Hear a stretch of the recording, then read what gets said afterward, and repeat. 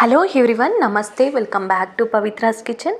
ಇವತ್ತಿನ ವಿಡಿಯೋದಲ್ಲಿ ರಾತ್ರಿ ಊಟಕ್ಕೆ ಅಂದ್ಬಿಟ್ಟು ಗೋರಿಕಾಯಿ ಪಲ್ಯ ಹಾಗೆಯೇ ಸೊಪ್ಪು ಮುದ್ದೆ ಎಲ್ಲವನ್ನು ಮಾಡ್ಕೊತಾ ಇದ್ದೀನಿ.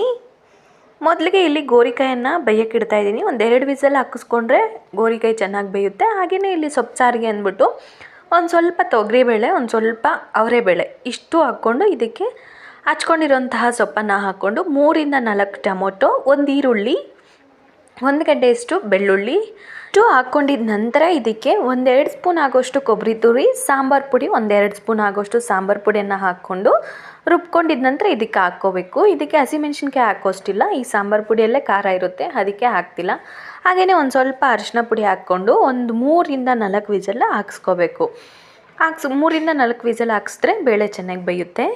ಬೇಳೆ ಬೇಯೋಷ್ಟರಲ್ಲಿ ಸಿಂಪಲ್ಲಾಗಿ ಗೋರಿಕಾಯಿ ಪಲ್ಯ ಕೂಡ ರೆಡಿ ಮಾಡ್ಕೊಂಬಿಡೋಣ. ಒಂದು ಬಾಣಲೆಗೆ ಒಂದು ಸ್ವಲ್ಪ ಎಣ್ಣೆ, 1 ಸ್ಪೂನ್ ಆಗೋಷ್ಟು ಎಣ್ಣೆ ಹಾಕ್ಕೊಂಡು ಎಣ್ಣೆ ಚೆನ್ನಾಗಿ ಕಾದ ನಂತರ ಒಂದು ಸ್ವಲ್ಪ ಸಾಸಿವೆ ಚಿಟ್ಪಟ್ ಅಂದ ನಂತರ ಒಂದು ಸ್ವಲ್ಪ ಕಡಲೆಬೇಳೆ ಹಾಕ್ಕೊಂಡು ಫ್ರೈ ಮಾಡ್ಕೊಂಡಿದ್ದ ನಂತರ ಇದಕ್ಕೆ ಒಂದು ಸ್ವಲ್ಪ ಕರಿಬೇವಿನ ಸೊಪ್ಪನ್ನು ಕೂಡ ಹಾಕ್ಕೊತಾ ಇದ್ದೀನಿ.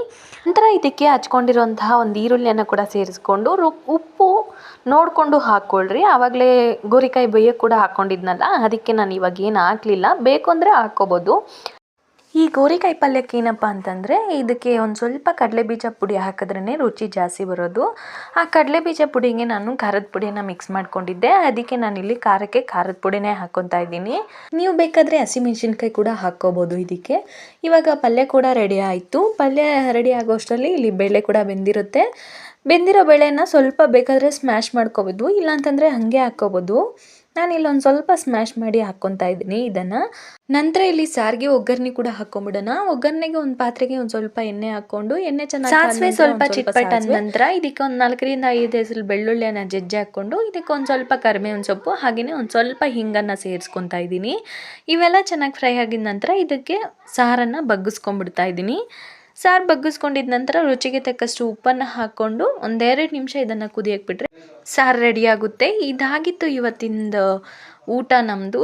ನಿಮಗೇನಾದರೂ ಈ ವಿಡಿಯೋ ಇಷ್ಟ ಆಗಿದರೆ ಪ್ಲೀಸ್ ಲೈಕ್ ಮಾಡಿ, ಶೇರ್ ಮಾಡಿ, ಕಮೆಂಟ್ ಮಾಡಿ. ಇನ್ನೂ ನಮ್ಮ ಚಾನಲ್ನ ಯಾರು ಸಬ್ಸ್ಕ್ರೈಬ್ ಮಾಡದೆ ನೋಡ್ತಾ ಇರ್ತೀರಾ ಸಬ್ಸ್ಕ್ರೈಬ್ ಮಾಡ್ಕೊಳ್ರಿ ಅಂತ ಹೇಳ್ತಾ ಥ್ಯಾಂಕ್ ಯು ಫಾರ್ ವಾಚಿಂಗ್.